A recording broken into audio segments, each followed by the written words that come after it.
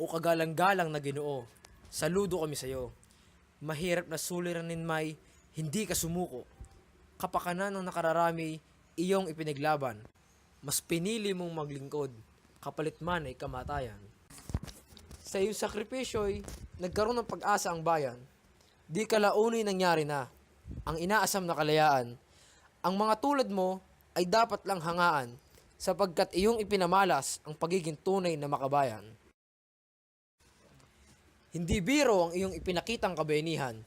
Noong panahong iyo'y laganap ang kadiliman, gaano man kalupit ang mga Kastila, hindi ka pa rin pumabor sa dahas. Ginusto pa rin ang reforma, kahit na ang kalaban ay mga ahas. Desente kang tao at may mabuting kang puso. Ipinaglaban mo kami mula sa mapang-abuso. Ang iyong pangarap sa bansa ay sapat na edukasyon. Hindi ka nga nagkamali sapagkat ito ang pinakamabisang solusyon. Bukod sa pagiging bayani, isa kang tunay na alamat. Dahil sa iyong kabayanihay, ipinaparating namin ang aming pasasalamat. Pipilitin naming ipagpatuloy ang iyong nasimulan nang sa gayo'y maging totoo na kami ang pag-asa ng bayan. I was doing just fine before I met you. I drink too much and that's an issue, but I'm okay.